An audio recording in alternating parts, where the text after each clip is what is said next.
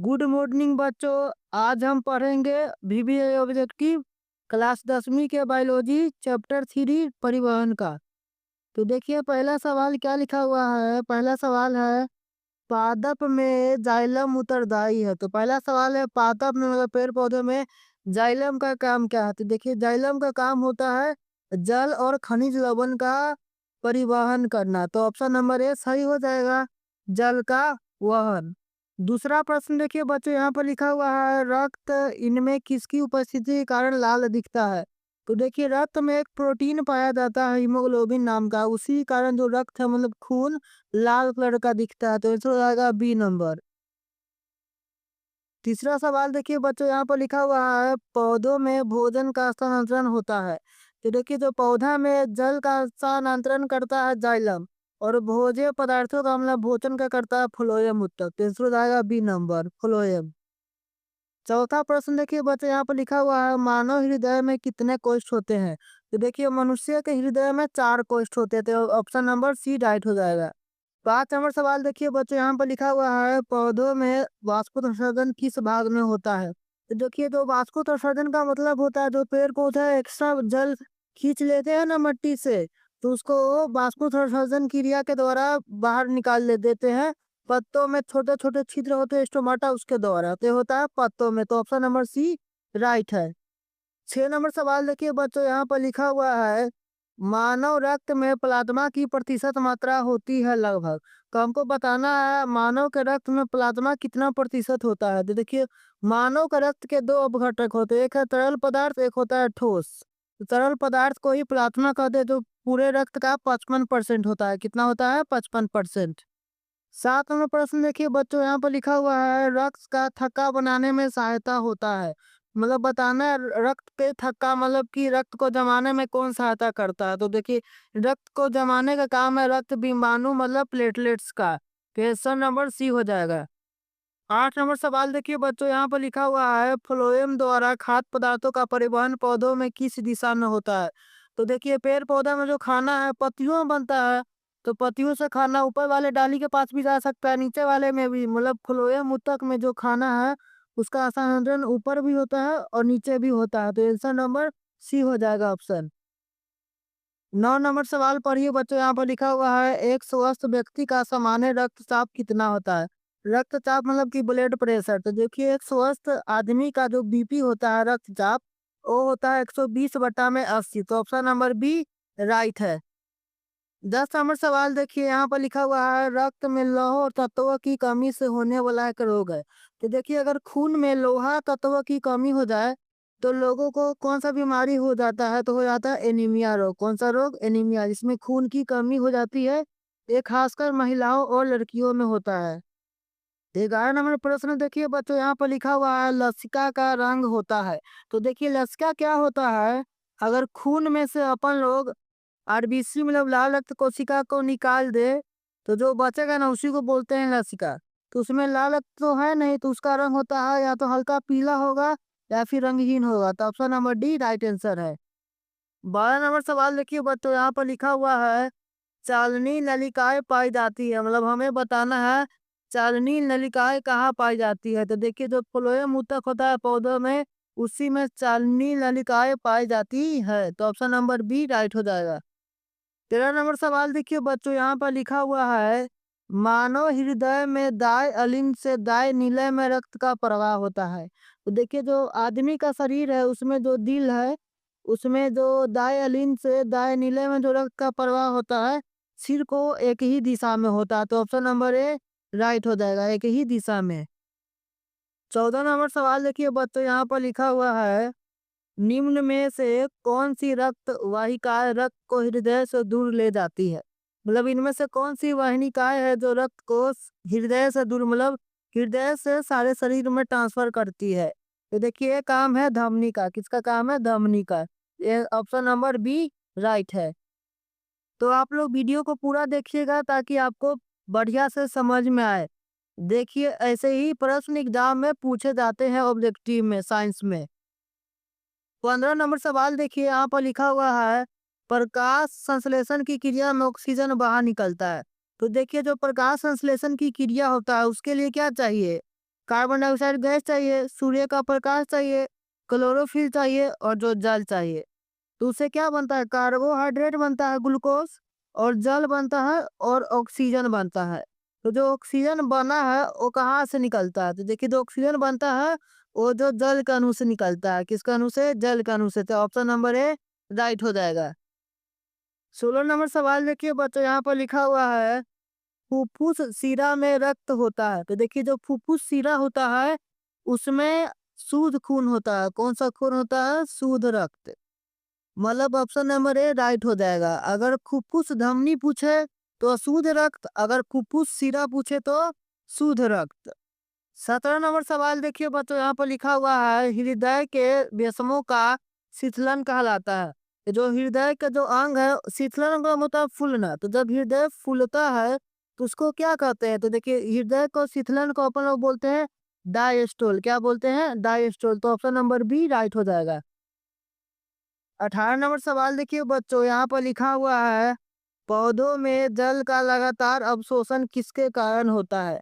तो देखिए जो पौधे हैं अपने जड़ के द्वारा जो मिट्टी में जो जल की मात्रा उसको अवशोषित करते रहते हैं। तो ये किसके कारण होता है? तो देखिए पौधे के जो जड़ है ना उसके जो कोशिकाओं में प्रासरण दाब होता है। प्रासरण दाब का मतलब होता है कि जो जल है अधिक दाब से कम दाब की ओर बहता है, इसी को बोलते हैं प्रासरण। इसी कारण जो जल है पौधे के द्वारा लगातार अवशोषित होते रहता है। तो ऑप्शन नंबर ए राइट हो जाएगा, प्रासरण। 19 नंबर सवाल देखिए बच्चों, यहाँ पर लिखा हुआ है एक कोशिकीय जीवों में जल का परिवहन कैसे होता है? तो देखिए जो एक कोशिकीय जीव होते हैं जैसे अमीबा, पैरामीशियम, तो उसमें जो जल का परिवहन होता है वो विसरण क्रिया के द्वारा होता है। तो ऑप्शन नंबर बी राइट हो जाएगा। 20 नंबर सवाल देखिए बच्चों, यहाँ पर लिखा हुआ है श्वेत रक्त कणिकाओं का मुख्य कार्य है। मतलब कि डब्ल्यूबीसी का कार्य हम लोगों को बताना है।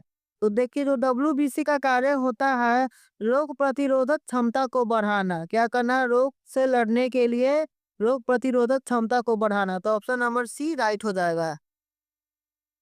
21 नंबर सवाल देखिए बच्चों, यहाँ पर लिखा हुआ है रक्तचाप मतलब ब्लड प्रेशर मापने वाले यंत्र को क्या कहते हैं? तो देखिए जिसे ब्लड प्रेशर मापा जाता है रक्तचाप उसको स्फिग्नोमैग्नोमीटर कहते हैं। तो ऑप्शन नंबर बी राइट हो जाएगा।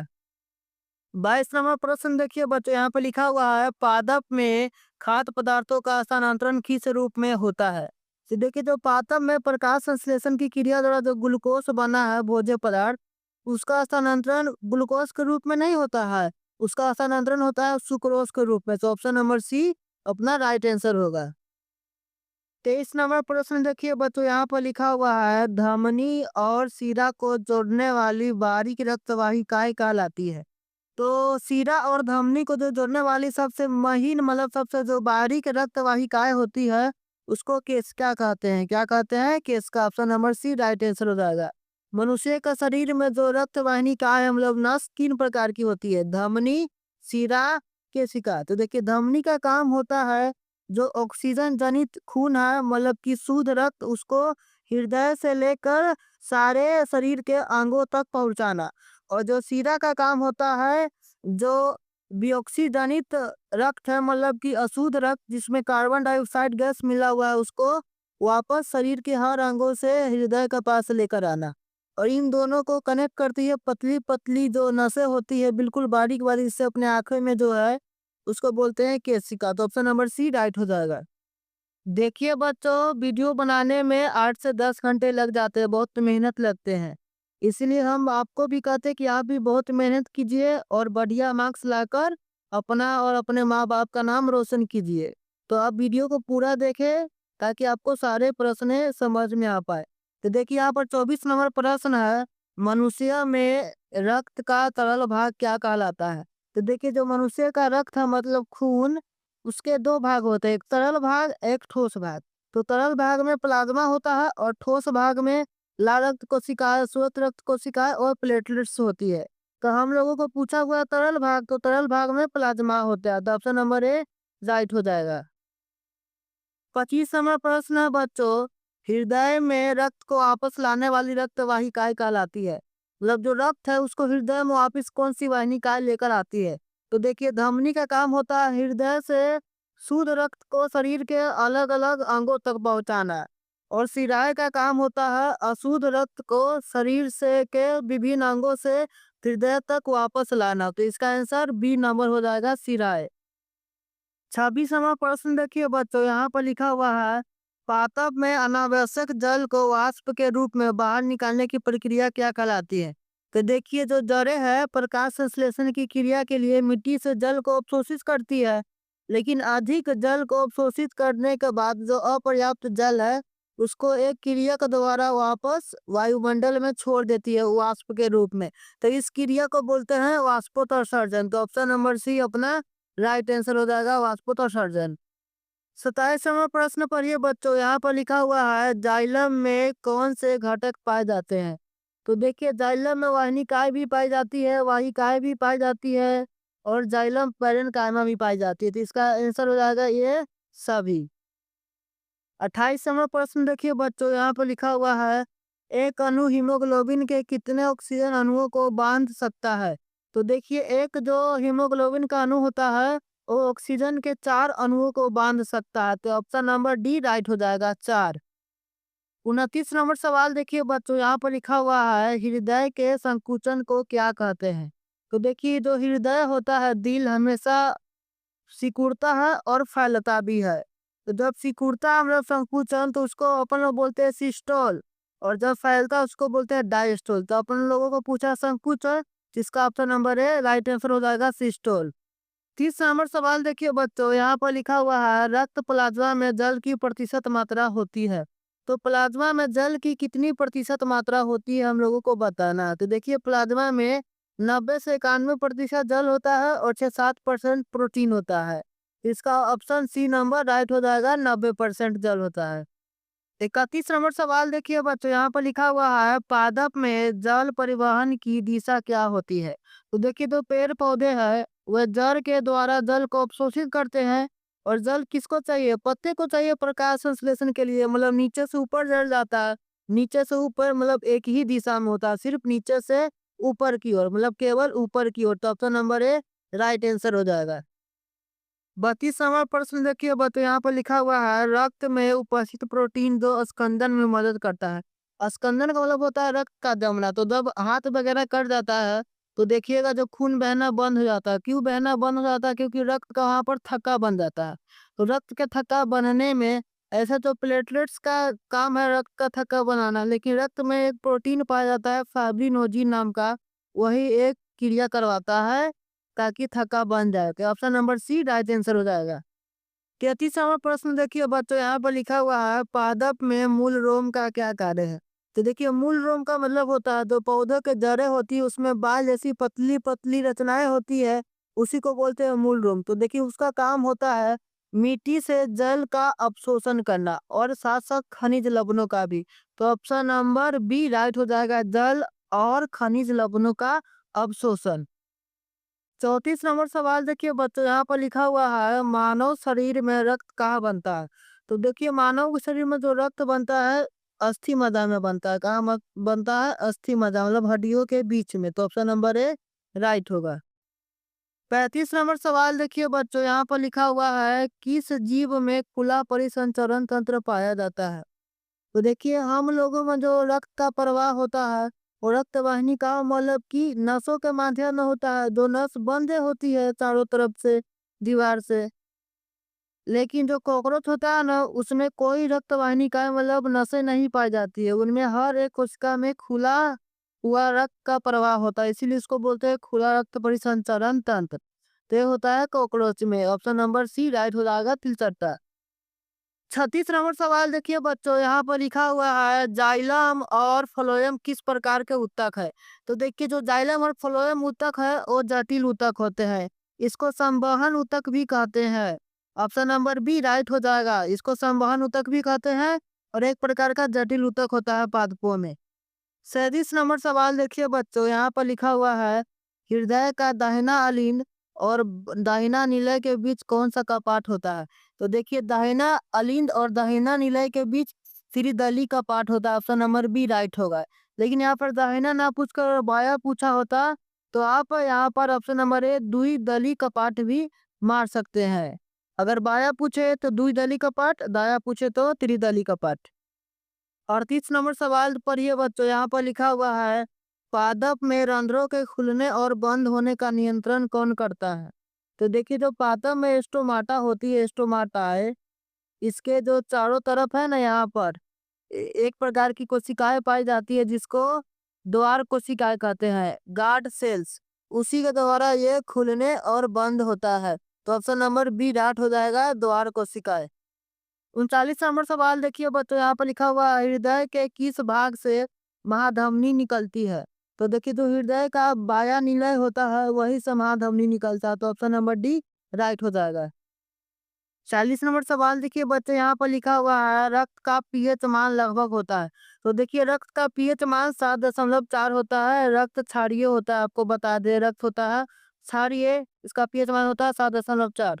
41 नंबर प्रश्न देखिए बच्चों, यहाँ पर लिखा हुआ है वह क्रिया जिसके द्वारा अवशोषित भोजन को शरीर के सभी भागों तक पहुंचाया जाता है वो क्या कहलाता है। तो देखिए वह सारी क्रियाएं जिनके द्वारा जो भोजन इसको शरीर के सभी अंगों तक पहुंचाया जाता है या फिर जल को, उसको परिवहन कहते हैं। क्या कहते हैं? परिवहन। ऑप्शन नंबर सी राइट हो जाएगा। 42 नंबर प्रश्न देखिए बच्चों, यहाँ पर लिखा हुआ है खनिज लवणों का अवशोषण पौधे किस रूप में करते हैं। तो देखिए जो खनिज लवण होते हैं जैसे पोटेशियम, फास्फोरस, मैग्नीशियम, इन सभी खनिज लवणों का जो अवशोषण पेड़ पौधे आयन के रूप में करते हैं। जैसे कि पोटेशियम को करेंगे के प्लस के रूप में, मतलब आयन के रूप में। तो ऑप्शन नंबर सी राइट हो जाएगा, आयन के रूप में। 43 नंबर सवाल देखिए बच्चों, यहाँ पर लिखा हुआ है रक्त है। जब हम लोगों से पूछ रहा है कि रक्त क्या है, तो देखिए रक्त है एक प्रकार का तरल संयोजी ऊतक। तरल मतलब बहता रहता है, रक्त संयोजी मतलब पूरे शरीर को कनेक्ट करता है, इसीलिए रक्त को कहते हैं तरल संयोजी ऊतक। तो ऑप्शन नंबर ए राइट है।